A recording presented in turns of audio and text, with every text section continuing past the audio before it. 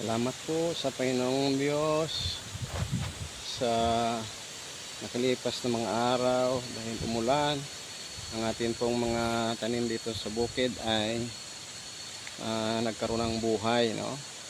Yan po ay mayroong panibagong dahon, no?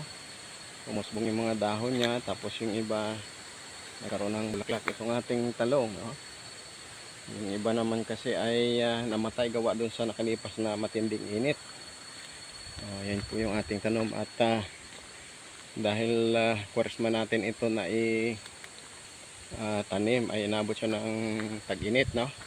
Yung iba sana ay malalaki na ang bunga. Ayan, no?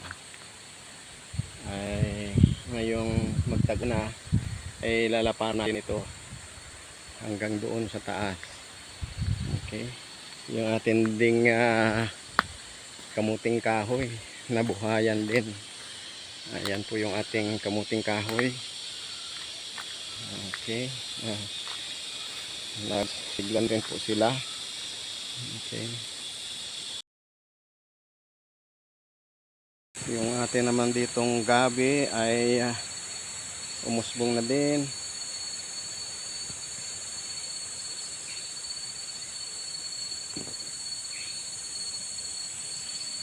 Gabi, nag-usbong na yung ating gabi dahil namatay ito nung kwaresma eh. Yung ating papaya din inabot ka ng kwaresma. Ito yung mga nahuli, pero yung mga nauna po ay malalaki na yung ating papaya. Ayan, na nilog ito nung mahabang tag-init at ayan, sumibol na rin ang ilang araw na nag-ulan. Kaya pasalamat po tayo sa Panginoong Diyos na nagkaroon po ng ulan, bagamat nakakalungkot po doon sa iba ay tinamaan ng bagyo. Okay, so itong ibang papaya natin ay sumibol na rin, mga nahuli ito. Yan po yung ating gabi, no? Itong gabi natin, ito yung masarap na gabi, yung kulay violet. Okay, ganun din yung ating mga luya dito, sumibol na. Okay, naging berde na po siya.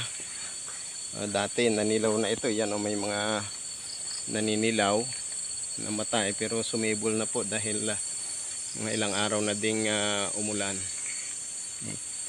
Tapos yung saging natin. Okay, ganun din yung ating taro, no? Nagkaroon na ng mga dahon na kulay berde.